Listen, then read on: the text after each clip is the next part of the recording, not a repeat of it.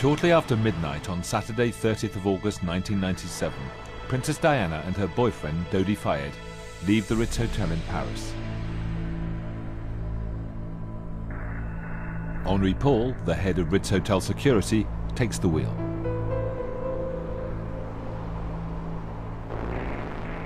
The lovers are attempting to give the paparazzi the slip as they head for a Fayed apartment off the Champs-Élysées.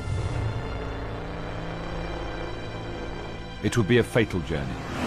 A crash in a tunnel would kill Henri Paul and Dodi instantly. Princess Diana, the most famous woman in the world, would die soon afterwards.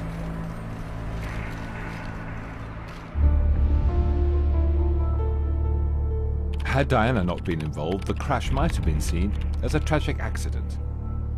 But within hours of her death, bizarre conspiracy theories appeared on the internet.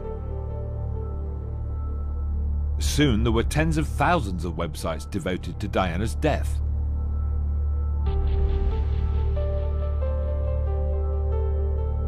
There remains a widespread belief that this official story of a kind of a run-of-the-mill tragic case of drunk high-speed driving really isn't the whole thing. The question conspiracists raise around the world is, could this possibly have been a simple traffic accident, or was it something much bigger? And if it was, who was involved? Various theories have developed about dark forces instigating some form of homicide. Some conspiracists feel that the royals would have a great deal to gain by getting rid of Diana, because they would never accept a Muslim as the stepfather to the future king. It was an idea that had enormous international appeal.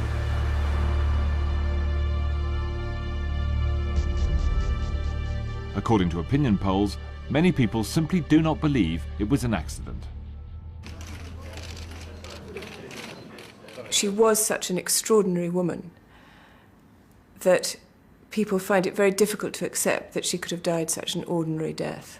I think that's a problem that people have. I don't know, I think it's all a bit too convenient for it to just be an accident. I think they couldn't break her, she had to die. She got too big for her boots, I think. She got too politically vocal. Needed to be killed off, I think. The royalty wanted her out the way. You know, the fact that, it took the ambulance 2 hours to get to the hospital when it was only 10 minutes away, it's just too much going on. A letter, allegedly sent by the princess to her former butler Paul Burrell, speculated about a plot to kill her in a car crash. Then the Daily Mirror revealed Prince Charles was the alleged plotter. Sales shot up. So in terms of impact on circulation, Diana is twice as big since she died as she was when she was alive, and twice as big as anything else that we've touched. I mean, really quite extraordinary.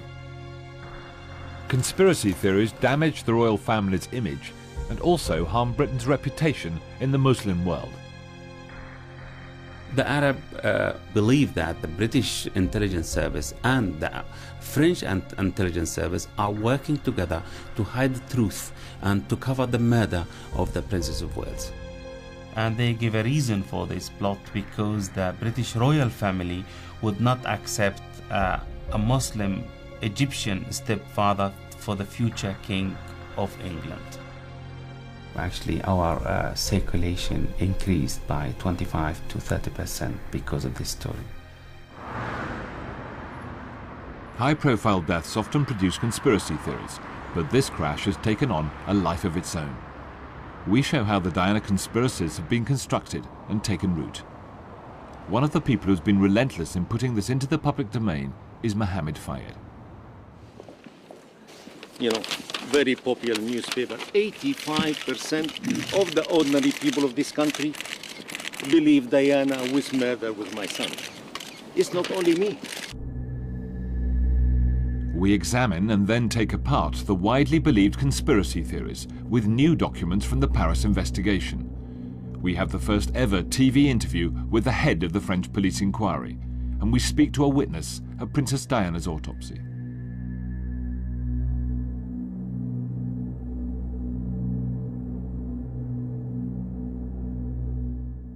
2 days after the crash, French police revealed that Diana's driver had been more than 3 times over the drink-drive limit. 4 days later, there was a press conference at Harrods, Fayed's London department store. Doubts about the French findings were publicly voiced for the first time. I remember it was very short notice, and we all arrived sort of rather breathlessly and crammed ourselves in and sat down, and no one quite knew what was going to be said. You know, it could have been the reading of one sheet of A4 paper saying, Mr. Al-Fayed would like to say thank you very much for the condolences, and he is or isn't going to the Abbey or whatever. But actually it turned out to be something altogether more extraordinary. We owe it to everyone to now examine the evidence which you should see. And then he produced a security video which blew everyone away.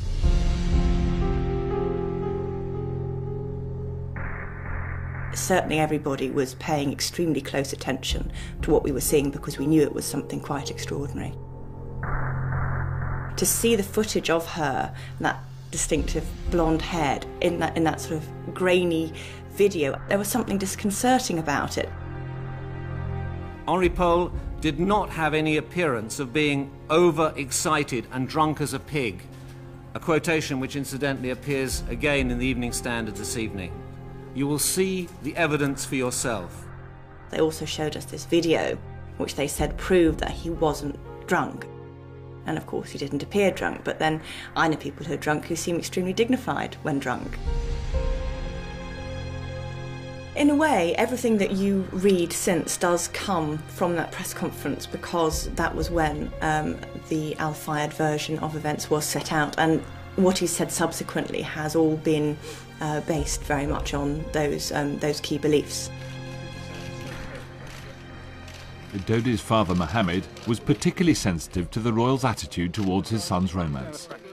He maintains forcibly that Prince Philip in particular would have been against the idea of his son ever being the stepfather of a future king.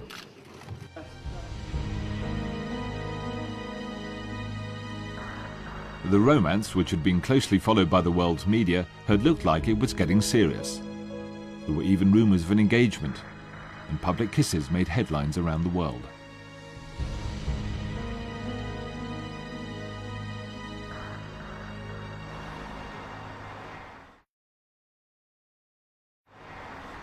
An interview with Fayed after Diana died fueled the media frenzy.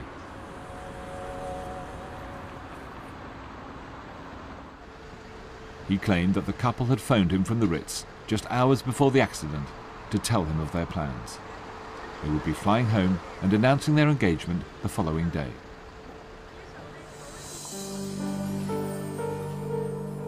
So convinced is Fayed of the couple's intentions that he has put a ring on permanent display as an engagement ring at his London store Harrods.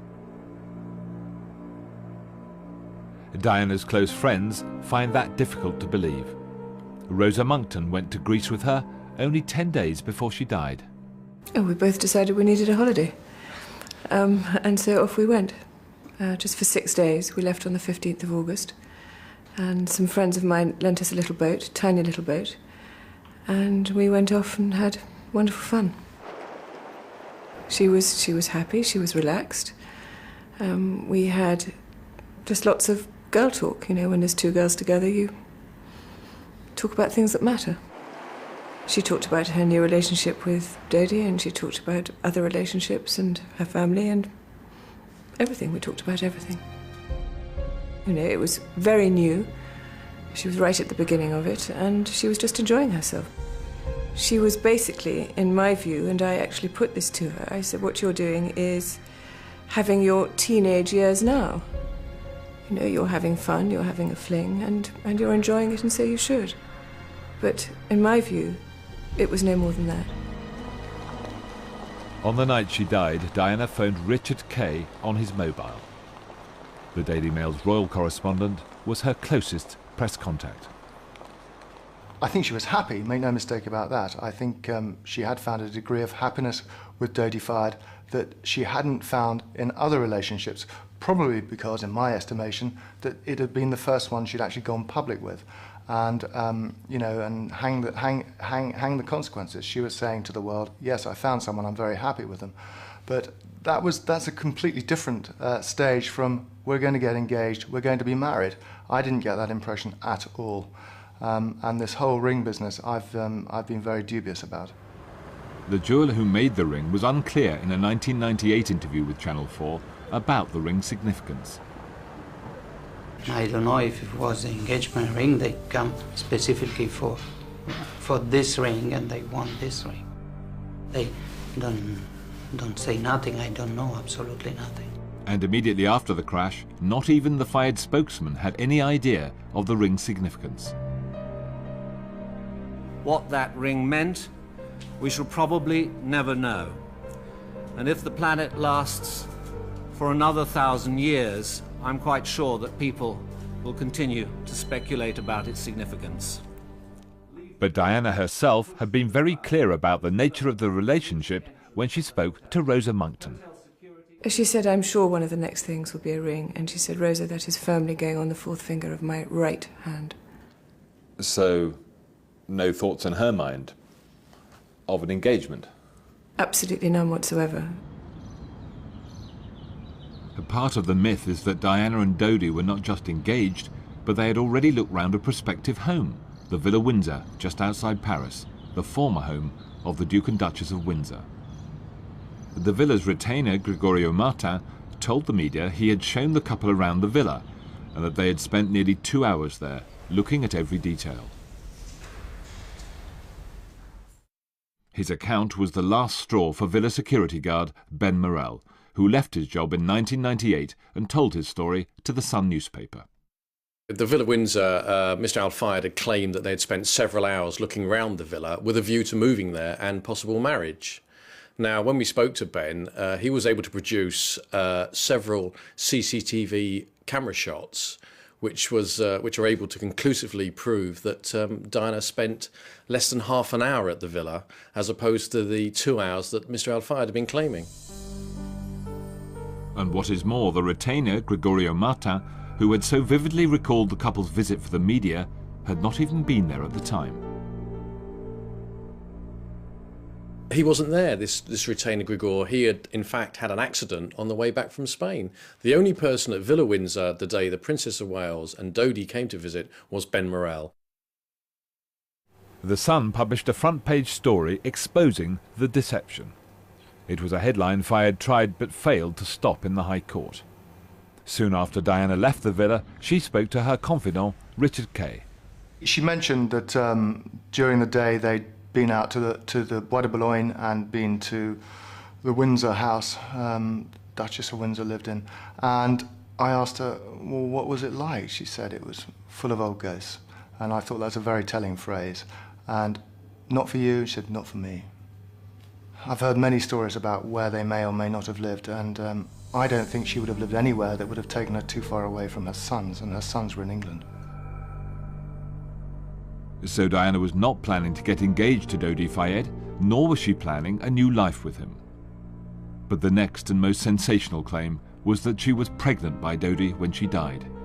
Many believe this would have been more than enough motive for murder. The rumour that Diana was pregnant fitted neatly into the romantic picture of her future with Dodi. The purported pregnancy gave ammunition to those who were looking for a motive for murder. It would have been enough to galvanise the British establishment, which it was thought could not tolerate a Muslim brother or sister for the future king. Mohammed Fayed is certain that Diana was pregnant by his son, and he has claimed that Dodi definitely confirmed this to him.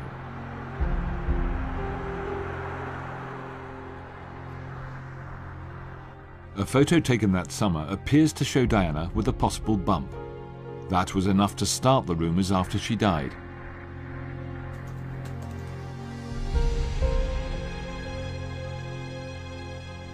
But what's the evidence? Channel 4 has spoken to people who know. Do you think it's possible she could have been pregnant? No, I know for an absolute fact that she could not have been pregnant. Because when we were on the boat, which was 10 days before she died, she had her period.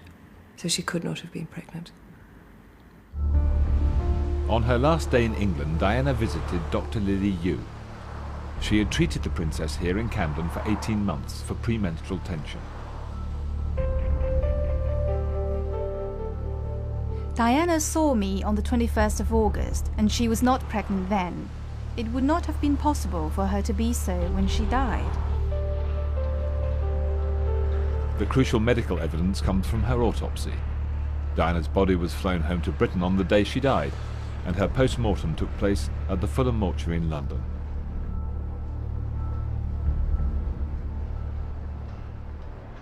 Working with the Home Office pathologist was the mortuary manager, Robert Thompson. He speaks to British TV for the first time. Diana's body didn't arrive until 8 o'clock in the evening, so it was a very long day. We simply finished Dodie's post-mortem, cleaned down, disinfected the mortuary and prepared it for Diana's arrival.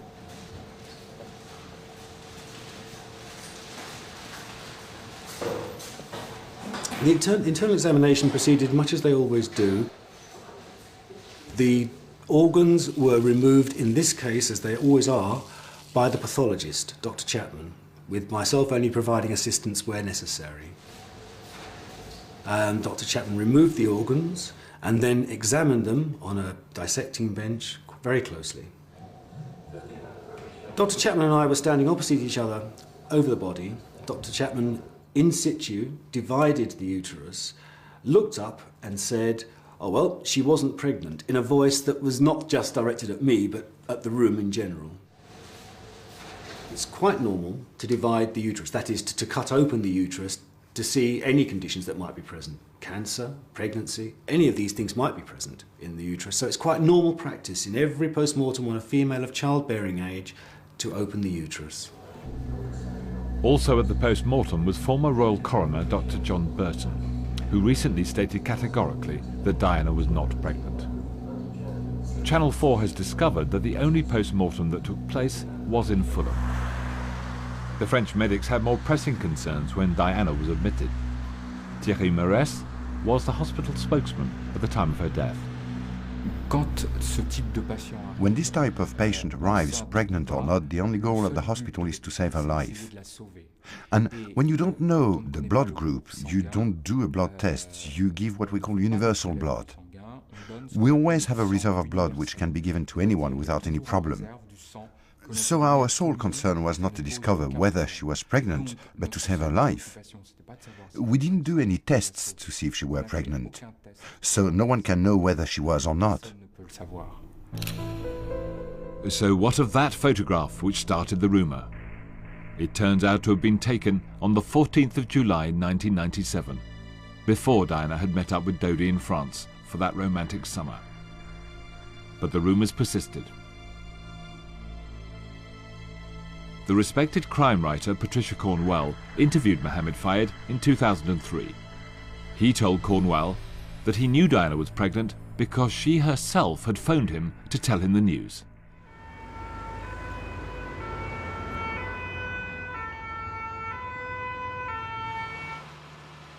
So the rumour mill ground on. Meanwhile, an exhaustive 2-year French investigation left no room for doubt. Blood tests concluded that the driver of Diana's car was more than 3 times over the drink-drive limit. He was also taking prescription drugs, which warn users not to drink. He lost control of the Mercedes as it sped into the Alma Tunnel at more than twice the speed limit.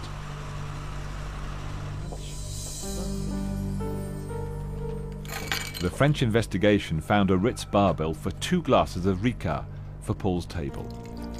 Princess Diana's bodyguards said they were unaware that Paul was drinking alcohol, as his Ricard looked like pineapple juice. Paul's autopsy made it clear that he had consumed far more than those 2 glasses.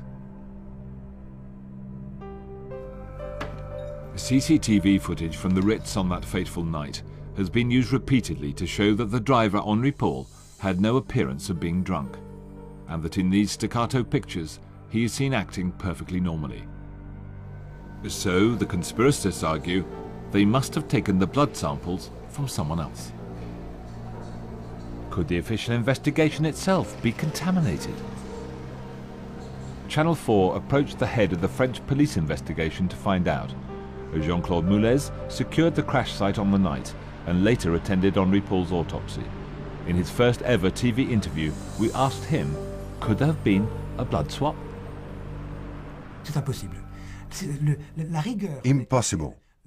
The rigor with which the sampling procedure is conducted body by body make it impossible. Every corpse has a reference, a registration number, a name, a forename, and a registration number. Numéro d'enregistrement. À partir de là, les services, disons, administratifs. In addition, the administration prints a sticky identity label. First name, registration number, all of which are done in real time. À identifier les prélèvements qui sont faits en temps réel.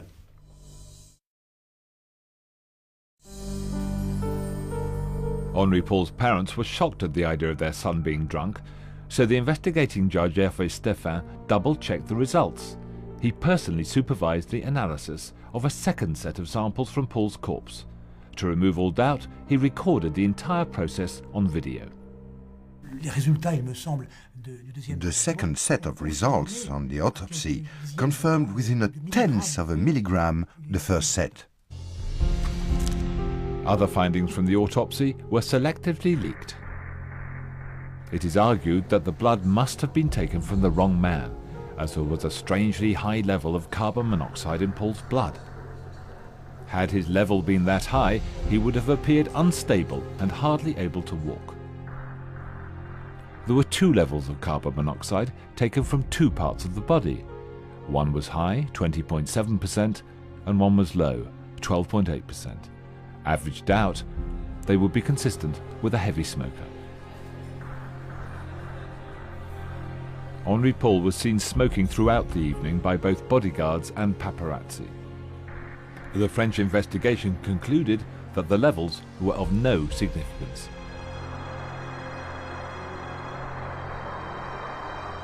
Commander Moulez has no doubt about the conclusions. Pour moi, personally, I go back to the authority of the judge's findings. It was a traffic accident, which is sad. But from the legal point of view, a traffic accident, as I've said. Full stop.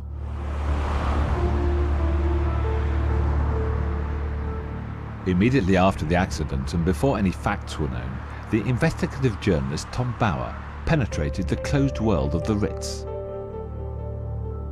And I was told to report to an airfield where the Harrods helicopter would be taken off. We got to Paris. I was taken straight to the Ritz. I waited around for about an hour, and then I was taken into a room and told this is where all the staff will meet you. And one by one, all the senior staff, the low staff, everyone who'd come into contact with Diana and Dodie on that fateful day were brought into the room for me to interview.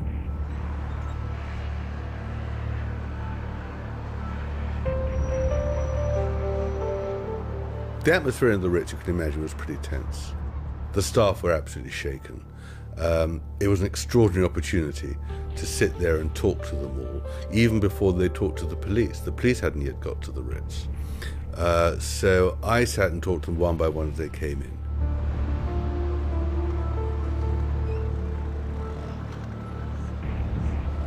Bauer discovered by talking to bodyguard Kes Wingfield the critical decisions that had immediately preceded Diana's last journey. They were decisions that would haunt Fayed forevermore.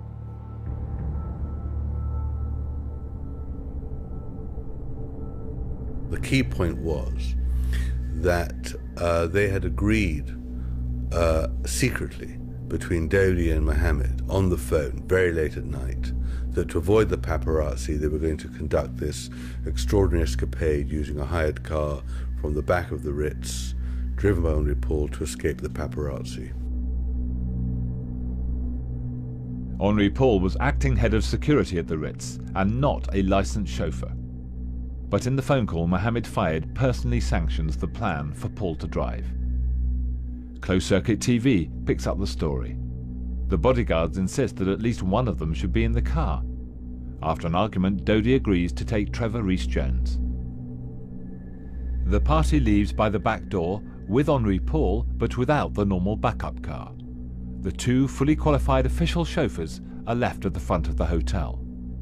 The rest is history. This was one of his cars going from one of his hotels to one of his apartments, you know, with one of his security men at one side of the car and his driver at another side. Obviously, I think Mohammed Al-Fayed will every day wish he'd done something different. This is a guy who's incredibly powerful, incredibly rich, who can do anything he wants within reason, and he was unable to stop this happening.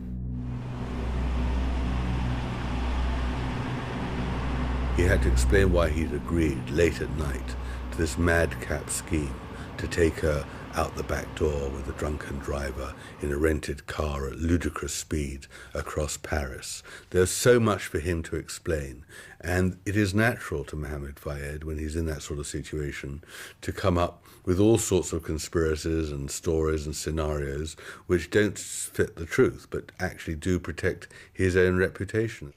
I already mentioned it, and I'm mentioning it all the time.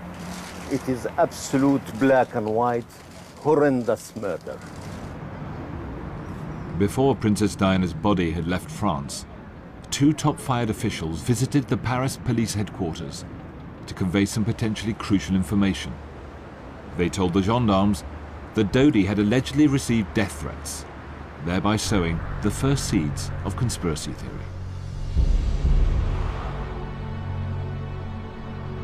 Channel 4 has seen a new, as yet unreleased video documentary produced by Mohammed Fayed. It's called The Alma Tunnel Mystery. It maintains that there are just too many unanswered questions surrounding the crash. It claims the British royal family has a long history of murdering opponents who disagree with it. It accuses Prince Philip of having Nazi links in his past and of masterminding the plot to murder Diana through secret agents from MI6. These claims have fallen on sympathetic ears, appealing especially in Arab countries. It will be extremely difficult to convince the Arab world that it was a car crash. And it wasn't really, there wasn't any plot to kill the Princess Diana. Simply because, actually, first, the Arab people are stubborn. Second, actually, they don't like, although don't trust the British government or the British intelligence service. But in the Arab world, people are great believer of conspiracy theory. And when, as I said, the dream, this nice dream, a fairy tale, a princess, beautiful one, is going out with Egyptian dark-faced chap, they were extremely happy for that. It is like children's stories, to be honest. So suddenly this dream, this could not come true.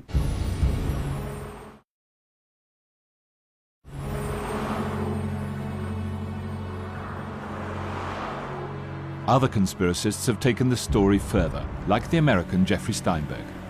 His organization believes the royals are involved in all sorts of international conspiracies, and that the Queen is the head of a cocaine ring, and that MI6 is her personal secret service. His acute eyesight managed to spot the MI6 agents on Ritz video pictures, waiting in the crowd just before the crash. There were 2 men in the Place Vendôme in front of the hotel from the point that Diana and Dodi arrived right up through the point that they left. And these 2 people have not been identified by anybody. They were not guests in the hotel, they were not tourists, they were not paparazzi, and they were clearly there at the edge of the crowd surveilling events for a good 2.5 hours. If, and I emphasize the word if, we are dealing here with a professional assassination, a target of opportunity, a decision by a highly professional team on the spot, the kind of thing where you could activate something and still have the option of calling it off at the last minute. One theory that gained enormous credibility was the idea there had been a flash before the crash, which had in some way destabilized and blinded the driver.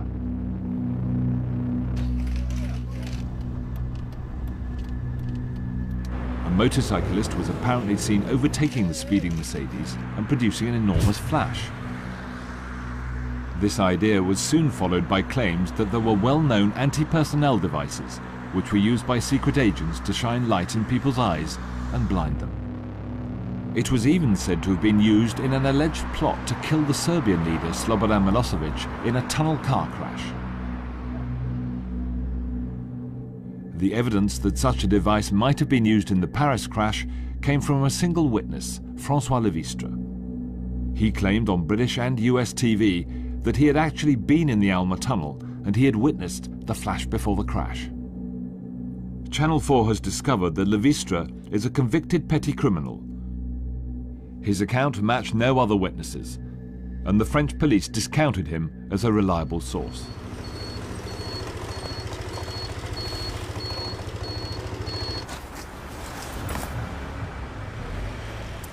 We showed his TV interview to the head of the Paris police investigation, Commander Moulez.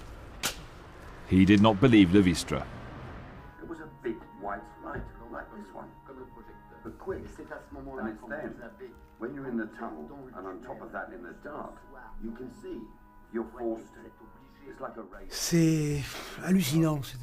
It's staggering. It's someone's mind playing tricks, imagination run wild. I would call this, in my opinion, nonsense. That this witness might have seen some flashes, okay. Some paparazzi overtaking him, perhaps. Des paparazzi qui l'ont dépassé, peut-être.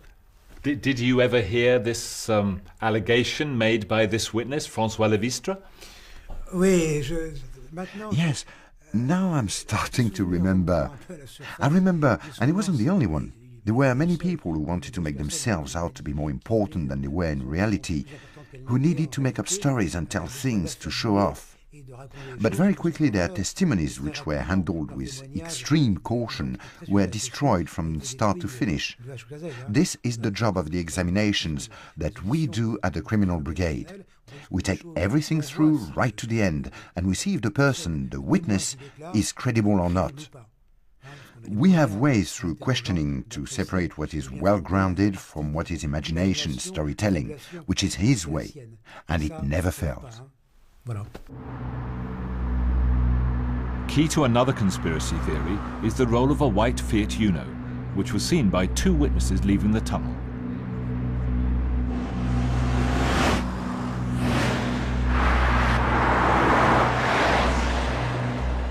The Fiat's paint marks were found on the wrecked Mercedes. The fact that the Fiat has never been found has added to the mystery. Some suggest it was used as a murder weapon. Vehicular homicide would imply basically that this was a willful intent to cause a collision that would either be fatal for the passengers in the car, in the Mercedes, or would at least severely injure the people in the car.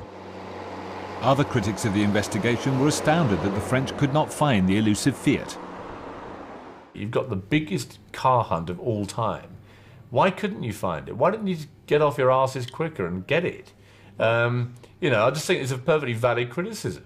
But that failure, we have to accept, has added even more fuel to the conspiracy fire, because you take that car out of the equation, then you're left just with Henri Paul losing control and whacking a pillar and the accident happening, and there's no third-party involvement that we can establish as a fact. We now have an absolute fact that there was a third-party involvement. There was another car.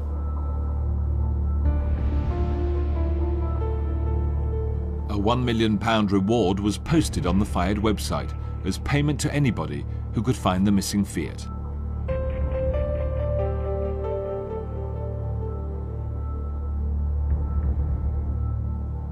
No one knows how many hits the site attracted, but before long, Fiat's head of security had managed to track down the car that had eluded the biggest French car hunt in history. It was found in Paris itself and traced to a paparazzo, James Andonson.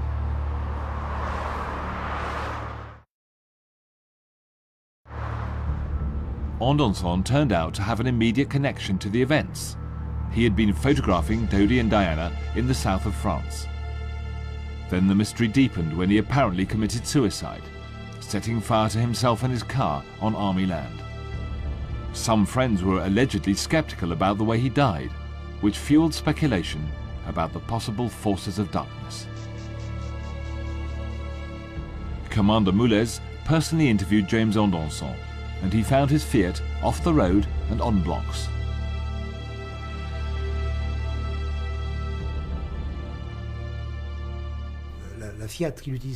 He was using the Fiat way before, certainly before 1997, since the car had 325,000 kilometers on the clock. When a car like this has done 325 or 400,000 kilometers, it's given up the ghost. And that's why he had placed it on brakes, and he wasn't using it anymore. I believe the car wasn't even insured, so that explains it. Forensic tests proved decisively that the paint did not match the car that had hit the Mercedes. French scientists also established that the speed of the Mercedes had caused the crash rather than its brush with the Fiat. Channel 4 has obtained evidence and police diagrams that illustrate the crash between the Mercedes and the Fiat. It shows the position of the broken tail light of the Fiat and the glass from the wing mirror of the Mercedes. We showed the diagrams to the leading British car crash expert, Dr. Murray Mackay. The marks, for example, on the right side mirror of the Mercedes would have come from the left rear corner of the Fiat Uno, and that the brake light cover on the Fiat Uno would have been damaged, consistent with marks on the right front wing of the Mercedes. So they were able to establish that this was a minor scrape, a glancing contact, that wouldn't have deviated the path of the Mercedes significantly. It's just a brushing contact, that it wasn't a major impact in any sense. So the Fiat Uno could not accurately be described as the cause of the crash? I don't think so. I think it's an incidental event. The car is clearly being driven at very high speed. The entrance to that tunnel is a little challenging in the sense that you have a dip that you go over a rise down into the tunnel itself. At the same time, you have a left-hand bend. If you're driving at high speed, if you're drunk, then it's easy to get out of control. The Fiat Uno was not going very quickly. And you also realize that for a car going at high speed, there is a slope at 6 degrees and a kind of bump, which might have unbalanced the Mercedes, or at least Henri Paul's driving. Henri Paul, who perhaps was surprised to lose control of his car, and on top of that the brush with the Fiat Uno, we know the rest. Despite the French forensic conclusions, the failure to find the Fiat harmed the reputation of the investigation and provided much scope for attacking French competence. The French emergency services also came under attack. No one appeared to understand how the French medics worked. When the ambulance crew arrived, Diana's condition was extremely serious. She had sustained major injuries and her life hung in the balance. Critics could not work out why it then took the ambulance 1 hour and 43 minutes to reach a hospital which was just under 4 miles away.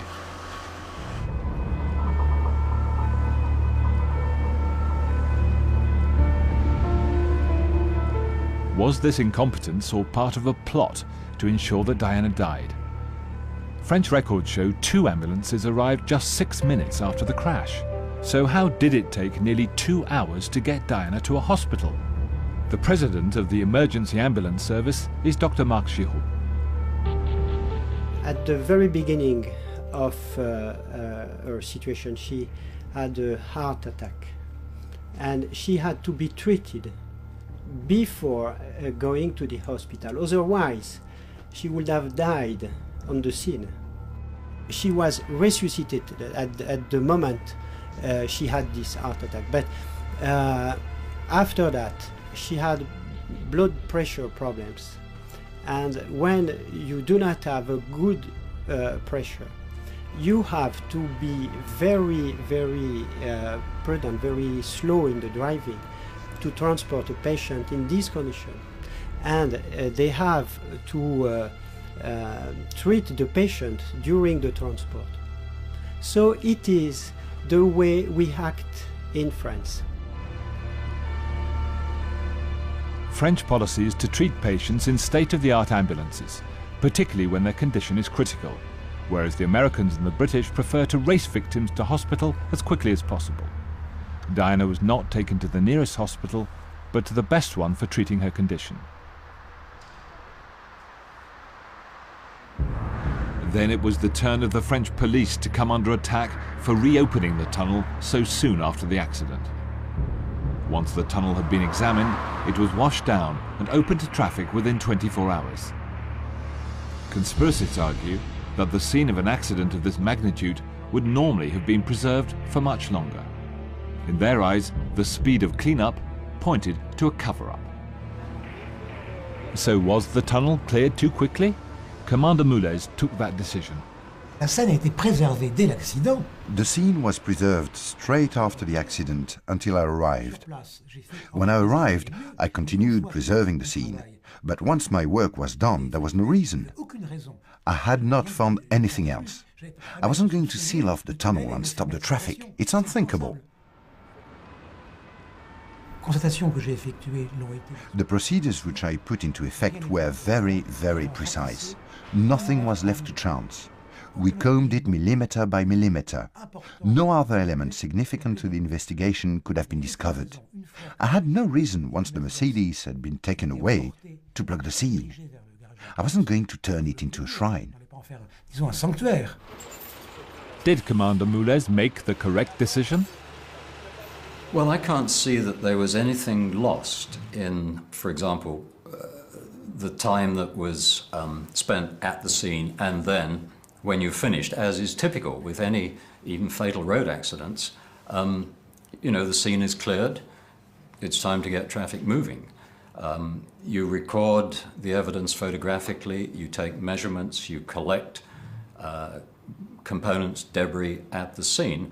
I can't think that there was anything more that would have been achieved had they kept the tunnel closed for another 24 hours.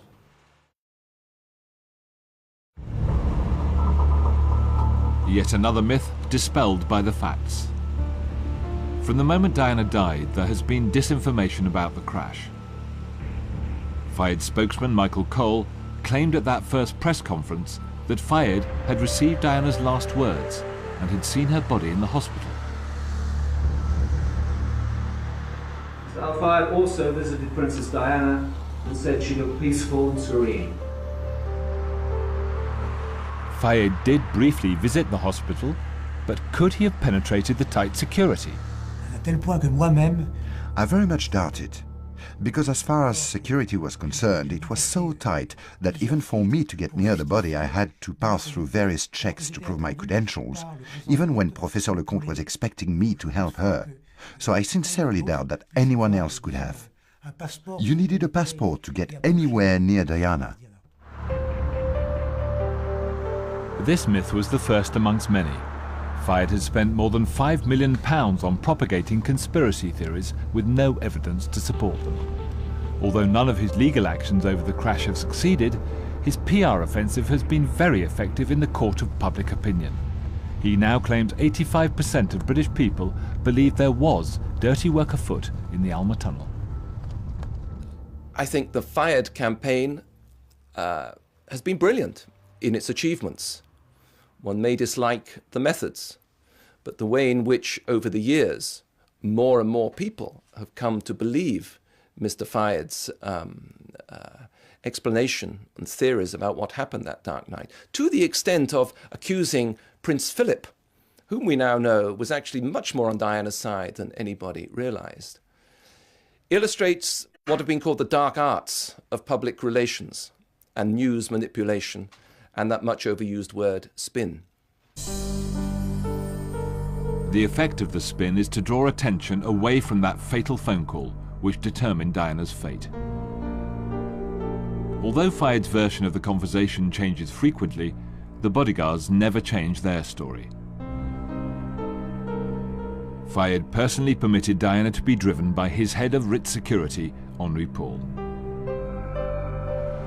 They sped away from the hotel with a fraction of the security that Fayed always insists on for himself. You know, her whole life was, you know, people always spun stories about her. I mean, so often when I picked up a newspaper and read somewhere where we'd been together, you know, there was hardly any truth in it at all. It happened throughout her life and it is continuing to happen after her death. People like to invent things. Mohammed Fayed declined to take part in this program, saying he had grave concern about the motivation and agenda of those making it. His statement continued, I have not been given the opportunity to view this film. The proper forums in which all of the circumstances relating to the deaths should be investigated are, of course, the coroner's inquest, the related police inquiry, and most importantly, in a full public inquiry for which I continue to press. I have no intention, therefore, of subjecting myself to trial by media, particularly when, as in this case, the views expressed and the conclusions reached are so subjective and unbalanced when set against the very many important unanswered questions and suspicious circumstances surrounding the deaths. I know the vast majority of the British public does not accept that Diana's and Dodi's deaths were a mere accident, and, as the grieving father, I certainly will not rest until I have uncovered the truth. It is regrettable that neither Martin Gregory, the producer of this programme, nor Channel 4 shares this ambition.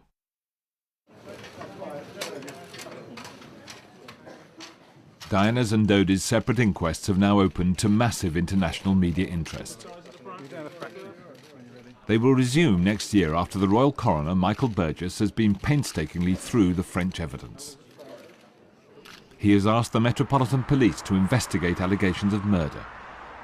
And so finally, the conspiracy theories may be tested in a British court.